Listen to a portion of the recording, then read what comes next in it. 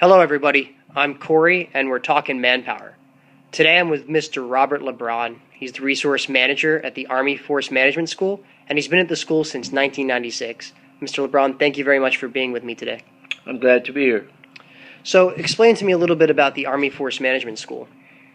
The Army Management, in 1993, the CSA directed that the establishment of the AFMS provide comprehensive and cost-effective FM education to credential officers with the additional skill identified 3 Romeo, Force Management.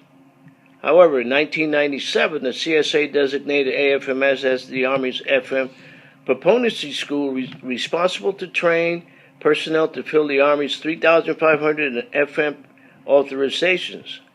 AFMS serves as the sole credentialing authority for the Officer Functional Area 50 Force Management and provides functional training to DA civilians in the Career Program 26, Manpower and Force Management.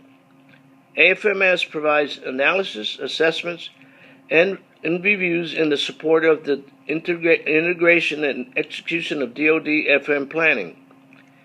AFMS provides or augments DoD capabilities to standardize and integrate FM missions and functions. AFMS also maintains and updates the Army's FM publication count, which includes the authoring and publishing of How the Army Runs, a Senior Leader Reference Handbook, 8 stars. So, I know that the school teaches How the Army Runs course and the FA50Q course, so amongst many other courses. So how often are these programs of instruction updated? The programs of instructions are updated once we get updates either from the higher headquarters or there are new regulations, rules and regulations that are set forth, and also once a year during the month of June. So it's kind of every June you set up the general direction, and then things deviate as policies change, or the chief or the force management commandant wants something highlighted or something changed, or the course critiques come back. So the framework kind of changes, but the general course curriculum is updated once a year. Absolutely.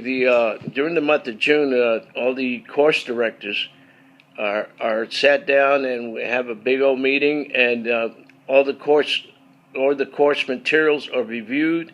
They also go up to our senior level for approval and concurrence before the course is put out in a POI. So why is it important for someone who's in a manpower position to attend courses at this school? Well, it's very important for CP26 to attend the course at the school in order to stay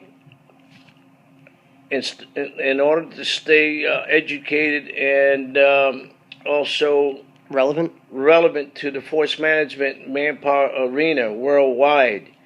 It's very important. And also we are, and myself, I consider that the CP26 is the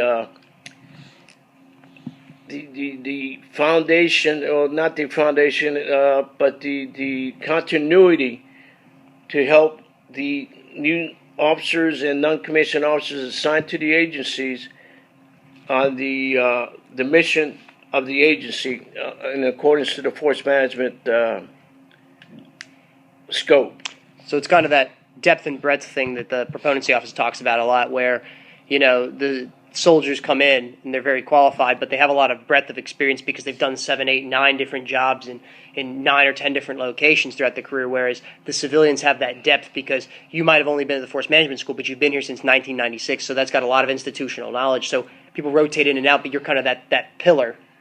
Absolutely. And the other thing is that the officers and the CP26 civilians educate each other as far as they learn from one another, because having those assignments that the civilians do not have the opportunity to go to, they pick up more, you learn more, and it helps you on the mission that you have to accomplish. In other words, educate you more, better. So let's switch gears a little bit here and talk specifically about the FA50 qualification course. What does this course teach, and why is it important for those who are in manpower positions? The course is driven for force management functions in the operation and institutional Army at the headquarters, DA Division, Corps, and Army Service Component levels. The course provides current force management, regulatory guidance, policies, processes, systems, and procedures for managing change in the Army. The course is designed for class instructions twice a year, a 14-week course. Personnel and manpower positions are part of the larger effort. This course prepares personnel and manpower to better understand how they fit and how the Army built capabilities, without understanding that a manpower person may lack perspective. So it's kind of developing their frame of reference for the first part, and also making sure that soldiers and civilians who both do the same and similar functions are singing off the same sheet of music. Absolutely, absolutely. All one team.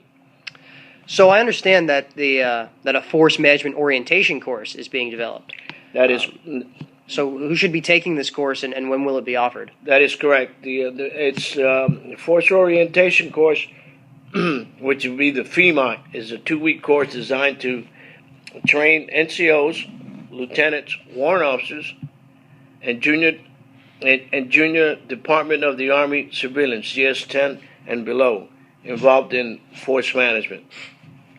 This course will focus on tasks related to the application of force management